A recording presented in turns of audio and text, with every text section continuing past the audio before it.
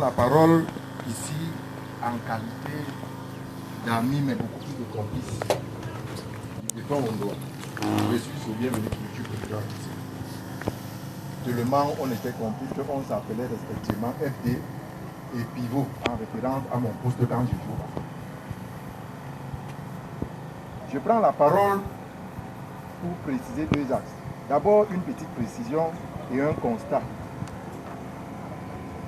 Et pour la petite histoire, l'Odefant Ondoa et moi étions tellement complices que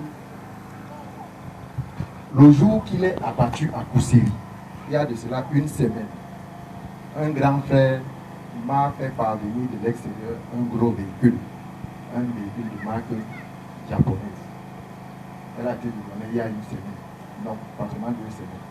Personne ne pouvait imaginer dans la ville que ce véhicule m'appartenait, parce que c'est mon droit qui conduisait. Les gens étaient même surpris quand ils étaient dans le véhicule. On était d'une complicité que... Mais il fallait que je fasse une précision, et le lieu ici est indiqué. La première précision, c'est que dans les médias, dans les réseaux sociaux, on a avancé tout pour justifier l'acte de posé par son meurtrier qui nous réunit ici. Et parmi ces raisons, avancées à tort, c'est-à-dire non fondées, on a évoqué les problèmes de femmes selon lesquels il disputerait des femmes avec son élément. C'est archi faux. J'ai dit, Ondoa et moi, on se partageait tout. Je parle sous le contrôle de Gisèle, sauf ce qui n'est pas partageable, bien évidemment. Ondoa meurt pour avoir effectué son travail. Cet élément avait déserté depuis 6 mois.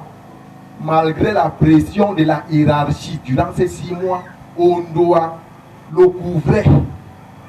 Il ne voulait pas, en sa qualité de père, parce que le chef, il était plus qu'un chef, il était un père pour tout le monde. Tellement la pression était forte qu'à un moment, il était obligé de faire le rapport à la Légion. Et le jour qu'il fait le rapport, je suis dans son bureau. Parce que quand on n'était pas dans mon bureau, on était dans le sien ou on était dans nos balades, toujours ensemble. Donc quand on parle de problème de femmes, vraiment, chers internautes, chers et autres, rentrez chez vous et dites que c'est archi faux. C'est parce qu'il a dressé un rapport. Le jour-là, je suis assis devant son bureau. Et c'est ce rapport qui lui est fatal. Il faut qu'on se comprenne à ce niveau. Et là, j'assume ce que je dis. Ça, c'est la première précision que je voulais faire. Maintenant, il y a un constat. C'est que depuis le départ du capitaine Ondoa, dans sa famille professionnelle à Koussiri, nombreux de ses collègues sont contents, se réjouissent de son départ. Je vous dis, au moins 15 personnes sont rentrées dans mon bureau, disent, mais pourquoi haïr ton frère et ami jusqu'à ce point? Alors, j'ai compris que certainement, il les empêchait d'une manière ou d'une autre, à tort ou à travers. Parce que l'homme noir a essentiellement un cœur noir. Alors, j'ai eu, passe donc à ce constat, il m'est arrivé de me poser la question de savoir, est-ce que cet assassinat n'a pas été arrangé, prémédité, planifié à l'amont? Je me suis posé cette question. Et je continuerai de me poser cette question. Mais j'ai un début de réponse. C'est qu'il pleut sur tous les toits. Or, même tous ces gens qui se réjouissent dans l'entourage de Ondoa, dans sa famille professionnelle à Koussiri, passeront par là. L'autre disait que tout homme est mortel. Oh, nous sommes tous des hommes. Donc Ondoa nous a juste dévancés. Nous, on arrive. Et sur ce, mon type, c'est comme ça que parfois tu m'appelais quand tu étais trop content. Tu n'appelles même pas Pivot. Tu dis mon type, donc allons-y. Ne dors pas. Là où tu seras dans ta tombe.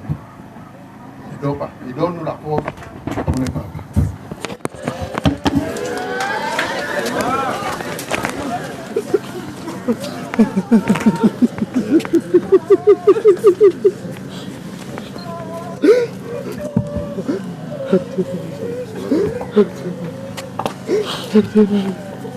Bien, voilà, nous allons continuer